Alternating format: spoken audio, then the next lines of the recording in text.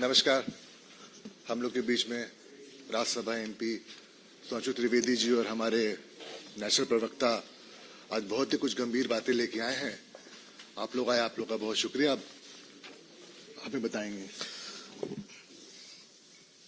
मित्रों, शुरू करें ना। मित्रों, दिल्ली के मुख्यमंत्री अरविंद केजरीवाल जी, जिन्हें दिल्ली की सर्दी में जांच की आंच से पसीने आते हुए दिखाई पड़ रहे हैं, अब परिस्थिति में एक नया आयाम जुड़ रहा है। अब तो जांच भी आंच के घेरे में आ रही है। अर्थात ये जो तथाकथित मोहल्ला क्लिनिक थी, इसके अंदर इन्होंने जांच की व्यवस्था की थी, यानी पैथोलॉजिकल टेस्टिंग की। अब जो विजिलेंस की रिपोर्ट्स आई हैं और जो विभागीय फाइंडिंग्स हैं, उसके आधार के ऊपर वो जांचें भी अब पूरी तरीके से आंच के घेरे में आ गई हैं। इस प्रकार के फैक्ट्स सामने आए हैं कि जो उनकी तथाकथित मोहल्ला क्लिनिक थी, सर्वप्रथम तो हम कहना चाहेंगे कि स्वतंत्रता के अमृत काल में आने के बाद भी देश की राष्ट्रीय राजधानी में सुपर स्पेशलिटी का कोई इंस्टीट्यूट या ऐसी कोई व्यवस्था या ऐसी कोई लैब बनाने के बजाय मोहल्ला क्लिनिक तक ही सोच सीमित थी, जो 75 वर्ष पूर्व भी थी। परंतु उसमें भी क्या हुआ, मीडिया में भी ऐसी रिपोर्ट्स हैं, कई स्वयंसेवी संगठनों ने भी इस विषय के ऊपर ध्यान आकर्षित किया था और जांच में भी आया कि एक दिन में 500 पेशेंट देखे गए हैं। अधिकतम संख्या 533 है, जबकि जो औपचारिक समय है मोहल्ला क्लिनिक का, वो सुबह 9 बजे से 1 बजे तक है। अब आप इमेजिन करिए कि 9 बजे से 1 बजे तक 4 घंटे में कितने मिनट हुए, 240। और अगर 240 मिनट में किसी ने 533 पेशेंट देख लिए, इसका मतलब आधे मिनट में एक पेशेंट देख लिया, जिसमें एक पेशेंट का आना जाना, डॉक्टर का उसकी बात सुनना, असेसमेंट करना, जांच का पर्चा लिखना। महोदय, मैं कहना चाहता हूं कि जब त्योहारों के दिनों में बड़ी भीड़ होती है ना, तो आप जाते तो मंदिर में बड़ी भीड़ होती है, इतने सेकंड्स में तो व्यक्ति उस धक्का मुक्की में दर्शन भी नहीं कर पाता है जितने में आपके डॉक्टर ने उसके दर्शन करके रोग को समझकर रोग का निदान समाधान सब लिख दिया। यह है ईमानदारी का नया किरदार। और टेक्निकली मैं पूछना चाहता हूं, यह वो सरकार है ना जिसने कहा था कि हम सीसीटीवी का पूरा जाल बिछा देंगे दिल्ली में। तो मोहल्ला क्लिनिक्स में सीसीटीवी है कि नहीं? और अगर हैं तो उन मोहल्ला क्लिनिक में उस डेट की सीसीटीवी फुटेज दिखाइए कि 533 लोग कहां लाइन लगाए हुए थे। क्योंकि मोहल्ला क्लिनिक तो छोटी छोटी स्पेसेस में है ना, तो 533 लोग अगर आए तो सीसीटीवी फुटेज में होना चाहिए ना। बस यही सब चीजें हैं जिसकी वजह से जांच की आंच से घबरा रहे हैं। और इसमें जो प्रोसीडिंग्स में बात आई है, मैं कोट करना चाहता हूं कि necessary discipline proceedings may be initiated against the project director OLS outsource lab services। महत्वपूर्ण बात यह है कि ये सरकारी एजेंसी नहीं कर रही है, ये सब आउटसोर्स है, यानी प्राइवेट एजेंसीज को जांच दे रखी है। And others of the OLS branch for non-compliance of the directions of the Honorable LG which could have led to the loss of exchequer। यानी अब यह संदेह है कि वहां वो मरीज ही नहीं थे जिनके नाम के ऊपर बिलिंग रेस करके टेस्टिंग करा दी गई। A detailed vigilance inquiry may be conducted to bring out the quantum of loss of the exchequer to the collusion of the director and support staff with the private agencies। अब जो उपराज्यपाल महोदय ने ये लिखा है और ये अब पब्लिक डोमेन में है मीडिया में, उसके बिंदु क्रमांक 33 पे देखें तो लिखा हुआ tens of thousands of tests were recommended prima facie to the ghost patient, यानी जिनका अस्तित्व ही नहीं था। यही अंतर है। हमारे प्रधानमंत्री श्री नरेंद्र मोदी जी के द्वारा हर चीज डिजिटली ट्रांसफर होती है, इसीलिए ये लोग आधार का भी विरोध करते थे, क्योंकि यदि व्यक्ति का आधार कार्ड है और डिजिटली उसके अकाउंट में ट्रांसफर हो रहा है तो उसमें किसी भी प्रकार का झोल होने की संभावना नहीं है। पर यहां पर फिर empirical data proving entry of the fake mobile numbers, blank mobile numbers of the fictitious patients fake attendance of the doctors and fictitious data of the patient established with a widespread corruption, manipulation of the documents, forgery of the record with the sole intention to loot the government exchequer and extended under the benefit of the private parties operating at AAMC as well as the dispensaries, polyclinic and hospitals of the Delhi government. यानी अब ये बहुत साफ हो गया कि पहले आपने मोहल्ला क्लिनिक बनाई, फिर उसमें जांच, पहले मामूली जांच होती थी, फिर बड़ी जांच की व्यवस्था की, फिर वो सब आउटसोर्स कर दी। यानी कुछ कुछ वैसा ही जैसा शराब घोटाले में हुआ था, कदम कदम रफ्ता रफ्ता बढ़ाते हुए, और फिर उसमें फेक पेशेंट्स और फेक बिल रेज करने की बातें मीडिया में आ रही हैं। यानी अभी तक तो दारू का घोटाला था, अब दवा का घोटाला भी हो गया। यानी दवा और दारू दोनों में घोटाला करके कौन दिखा रहा है? स्वघोषित भारत रत्न विभूषित, जिन्होंने अपने को ही भारत रत्न दे रखा है कट्टर ईमानदारी का। तो मैं कह सकता हूं कि विपश्यना के ध्यान से लेकर और चुनाव प्रचार तक की समस्त नाटकीयता के मध्य कट्टर ईमानदारी का यह किरदार पूरी तरीके से तार तार हो गया है। अब हम यह भी कहना चाहते हैं कि आज वो कहने का प्रयास कर रहे हैं, अभी उन्होंने प्रेस कॉन्फ्रेंस में कहा कि वो सीबीआई से सवाल पूछ रहे हैं। साहब, बवाली अब सवाली बन गए, जिन्होंने राजनीति की शुरुआत ही, अब ये मैं बवाली शब्द ऐसे नहीं कह रहा हूं, ये बताइए, आप सबने देखा था ना कि सीढ़ी लगाकर तार काट रहे थे, ये नेता का किरदार है। 26 जनवरी के दिन धरना कर रहे थे, यह जिम्मेदार राजनीतिक व्यक्तित्व का किरदार है।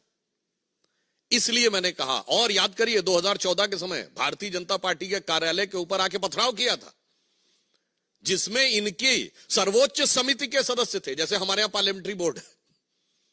इसलिए मैंने कहा अब बवाली अब सवाली बन गए हैं, और सवाल किससे पूछ रहे हैं? जांच एजेंसी से।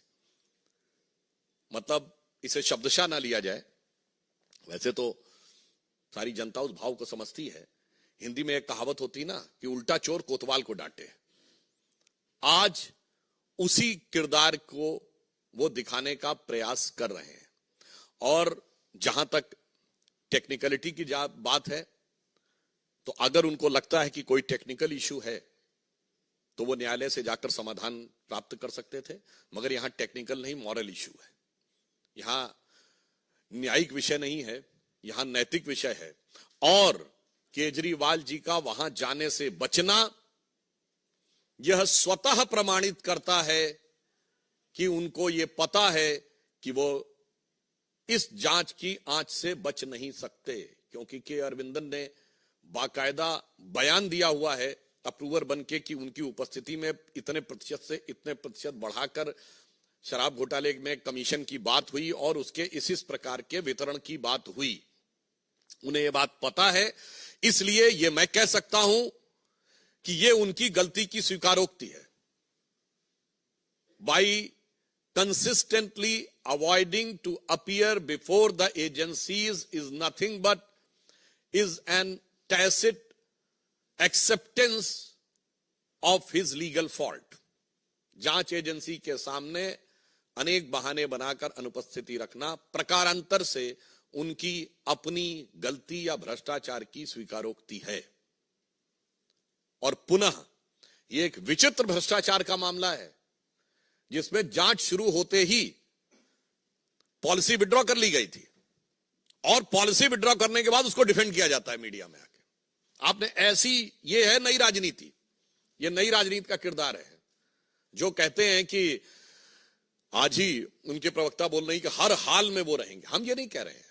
उनके ऊपर क्या कार्रवाई होगी ये जांच एजेंसी की रिपोर्ट के अनुसार न्यायालय तय करेगा, परंतु हर हाल में रहेंगे ये शब्द बोलने का अर्थ होता है कि मतलब आप कहीं पर भी रहेंगे। यानी अगर कानूनी कार्रवाई भी हो गई, यदि किसी कारणवश वो यह परिस्थिति उत्पन्न हो गई कि आपको अपने साथियों के साथ वहां पहुंचना पड़ा, तो आप वहां से भी कह रहे हैं कि आप शासन करेंगे।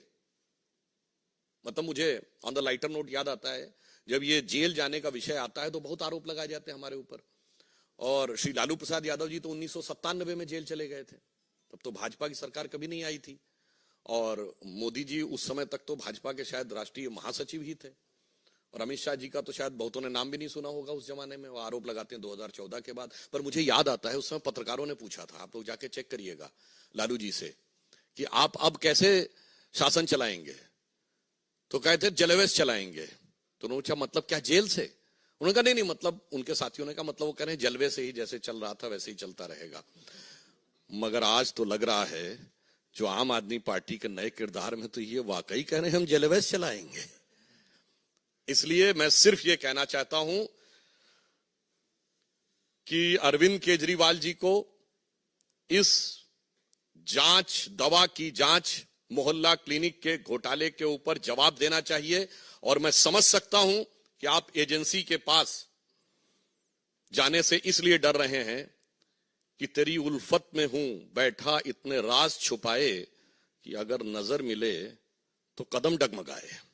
तो उन्हें पता है कि जैसे ही सवालों से नजर मिलेगी तो कदम डगमगा जाएंगे। परंतु एक बात बहुत स्पष्ट हो गई है कि भारत की व्यवस्था, न्याय व्यवस्था और मतलब नैतिक, राजनैतिक और संवैधानिक तीनों पक्षों के ऊपर नई राजनीति का किरदार तार तार हो गया है। धन्यवाद।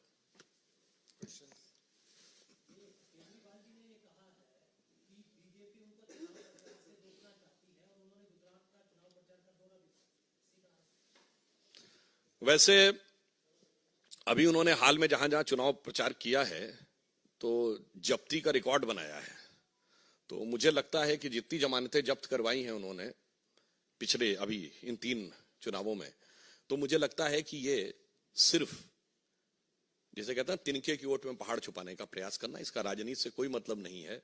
हां, उनको ऐसा लगता होगा, परंतु मैं बहुत स्पष्ट करना चाहता हूं, किसी भी चीज की जांच का जवाब देने का चुनाव प्रचार से क्या संबंध है?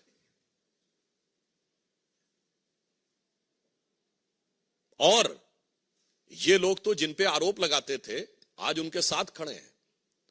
मतलब सोनिया गांधी जी और राहुल गांधी जी, वो तो जाके फिर भी अपना जवाब दे आए थे। ये केजरीवाल जी नए राजनीति के नए किरदार, नई नवेली अजब अलबेली पार्टी के अलंबरदार, उनसे भी बड़े हो गए हैं। तो मतलब ये तथाकथित इंडी गठबंधन में ये है कि मैं तुमसे बड़ा। अरे उन्होंने तो ये कहा था कि ईडी घर पे क्यों नहीं आ गई, याद करिए। कांग्रेस के नेता प्रमोद तिवारी जी ने कहा था कि ईडी वालों को उनके घर जाके पूछताछ करनी चाहिए। ये तो उल्टा कह रहे हैं कि ईडी वालों से मैं पूछताछ करूंगा। मैं सवाल पूछ रहा हूं, मेरे सवाल के जवाब दो। ये आप अद्भुत और अविस्मरणीय आपको यह दृश्य दिखाई पड़ेगा।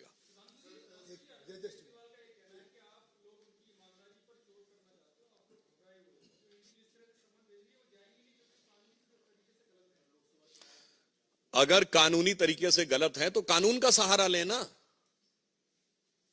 और कोई बोले तो बोले, ये तो वो पार्टी है जो कहती थी आरोप लगते ही इस्तीफा दे देना चाहिए, जांच तो बाद में होनी चाहिए।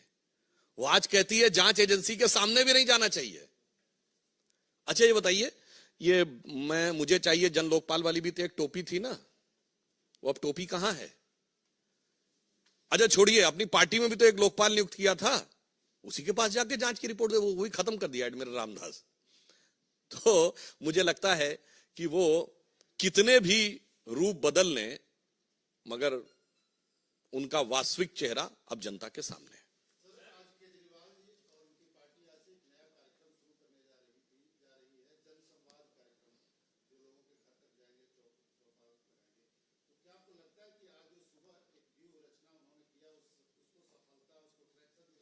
देखिए, उन्होंने कहा था कि हम 70 के 70 विधानसभाओं में जाके तब अपना घोषणा पत्र बनाएंगे। ये बनवाए थे का? ये पूछिए पिछले चुनाव में कितनी विधानसभाओं का अलग अलग घोषणा पत्र बनवाए थे। इन्होंने कहा था कि जब तक किसी क्षेत्र की 80% महिलाएं ओके नहीं कर देंगी तब तक वहां शराब का ठेका नहीं खुलेगा। दिखाएं कितनों से ओके करवाए थे। तो उनके किसी कार्यक्रम की क्या नैतिकता है और क्या प्रामाणिकता है। देखिए, मैं कहना चाहता हूं इसी कारण से आज पूरे देश में सभी राजनीतिक वर्ग के ऊपर जो एक संदेह उत्पन्न होता है ना, कि कहते कुछ हैं करते कुछ हैं, क्राइसिस ऑफ क्रेडिबिलिटी, ये ऐसे ही दल बढ़ाते हैं। उधर हम श्री नरेंद्र मोदी जी के नेतृत्व में वो क्राइसिस ऑफ क्रेडिबिलिटी देते हैं, हम क्रेडिबिलिटी की प्रामाणिकता देते हैं। यानी जो कहते हैं वो करते हैं और अपने आचरण में करके दिखाते हैं। वो जो कहते हैं वो बिल्कुल नहीं करते, आचरण पलट के दिखाते हैं।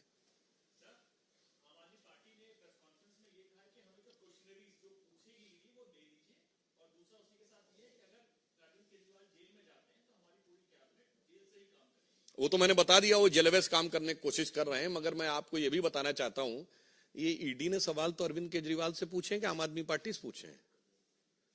जवाब आम आदमी पार्टी क्यों दे रही है? मतलब साफ हो गया ना कि पार्टी मेरी जेब में।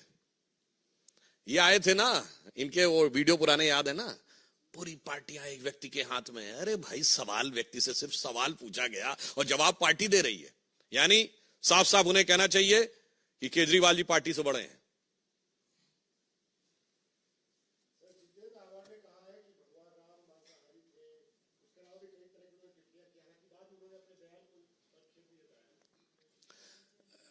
देखिए, वास्तविकता यह है कि कुछ लोग ऐसे होते हैं जो कितना भी सुंदर कार्य हो रहा हो उसमें विघ्न डालकर ही संतोष उत्पन्न करना चाहते हैं। तो ये विपक्ष वाले जो सदा सर्वदा से भव्य श्री राम मंदिर के विरोध में रहे थे, ये अंतिम चरण में भी विघ्न डालकर विघ्न संतोषी बनना चाहते हैं।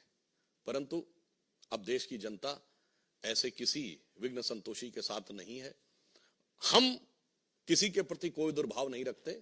हमारे यहां कहा गया है, बैर न कर काहू सन कोई, राम प्रताप विषमता कोई। न किसी से वैर है, न किसी से विषमता है, मगर उनके मन में विषमता है और इस प्रकार के आपत्तिजनक दुर्भाग्यपूर्ण बयान दे रहे हैं। परंतु मुझे लगता है इस देश की जनता भी ये समझती है, जो मीराबाई जी को तुलसीदास जी ने लिख के भेजा था, जाके प्रिय न राम वैदेही, यानी राम और सीता जिसको प्रिय ना हो, जाके प्रिय न राम वैदेही, तजिए ताहि कोटि बैरी सम, यद्यपि परम सनेही। तो देश की जनता है देखेगी।